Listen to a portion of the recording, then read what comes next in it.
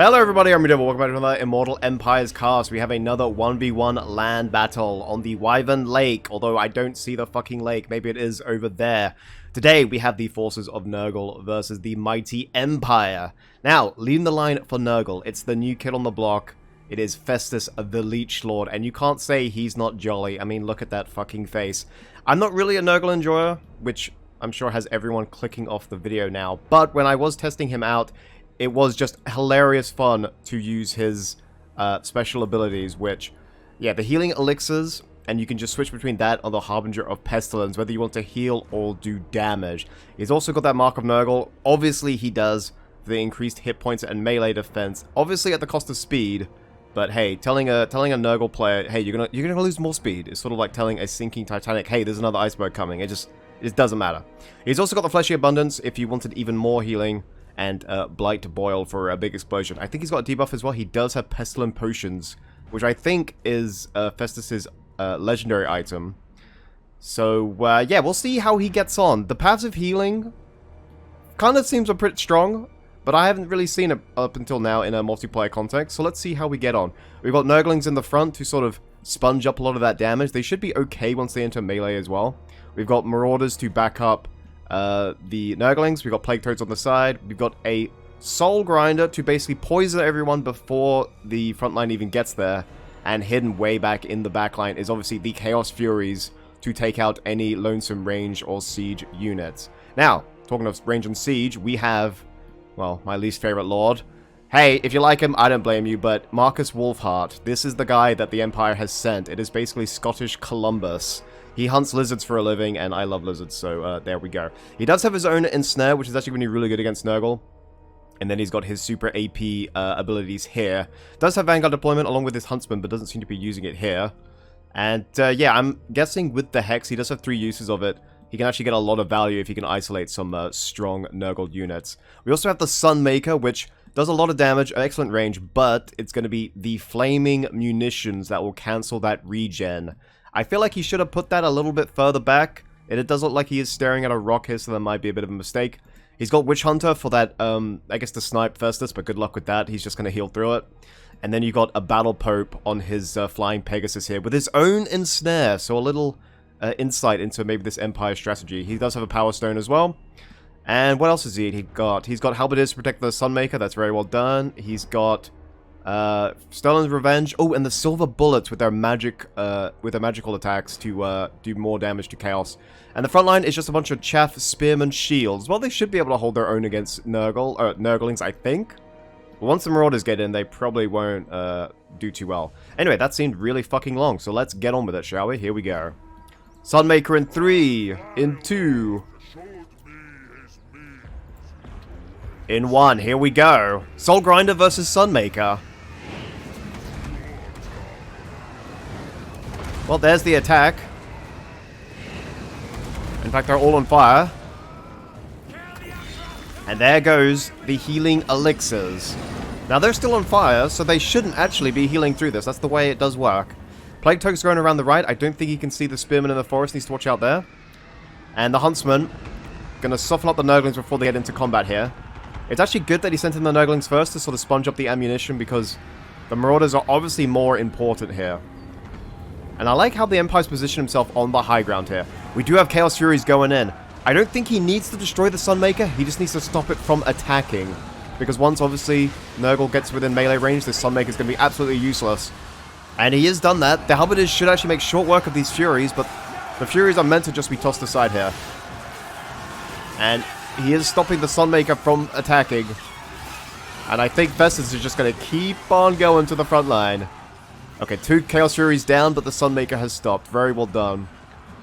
We do have Chaos Knights of Nurgle. I didn't actually notice them. They're going to flank all the way around. Festus is now healing, or trying to heal. You can see the Marauders really didn't get healed that much. There goes the Ensnare from Marcus Wolfheart. The volley from the Silver Bullets on that Beast of Nurgle did about a quarter of his health there.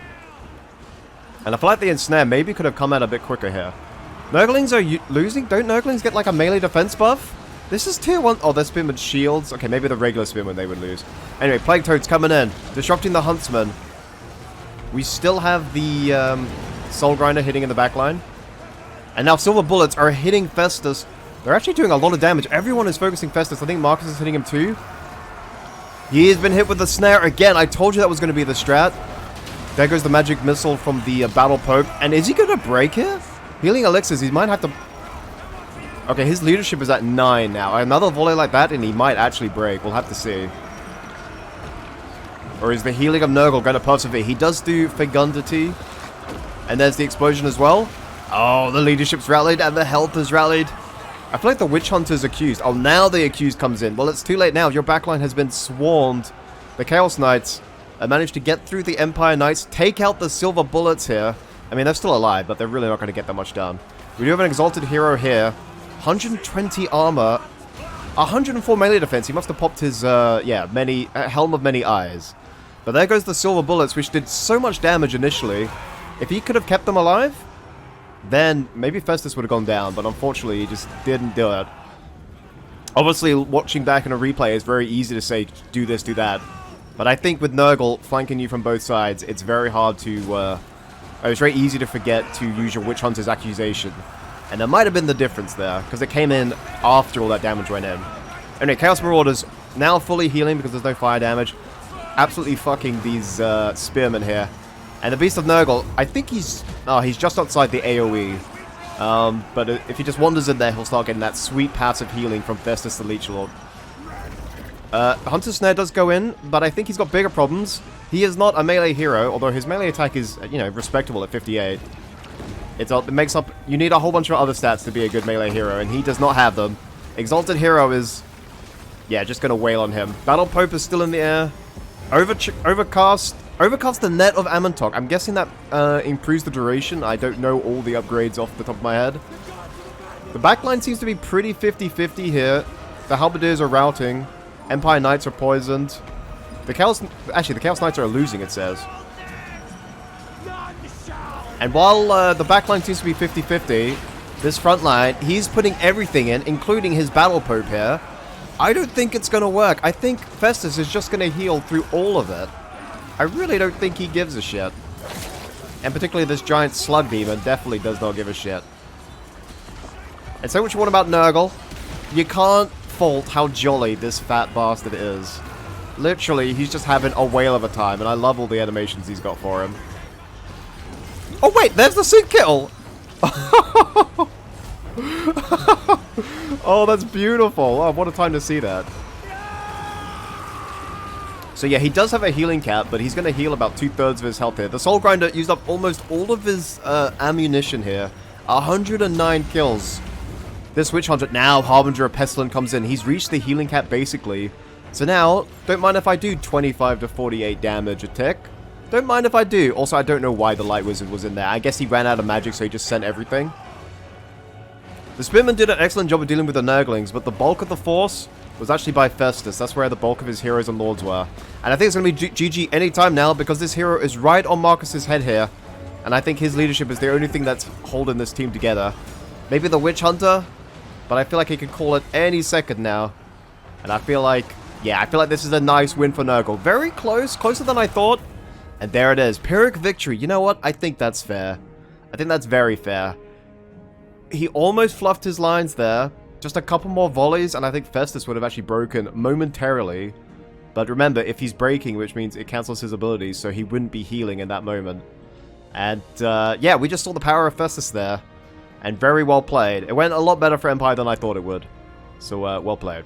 Let's go on to the end game screen now. There, so I hope that was enjoyable for everyone. Pyrrhic victory, 142 kills. I wish it showed how much he healed. Maybe we could just do the maths, because... let me see. 300... I feel like that damage should have been more. Yeah, there's all the damage from the silver bullets. What about the Sterling's Revenge? You know, really not that much, actually.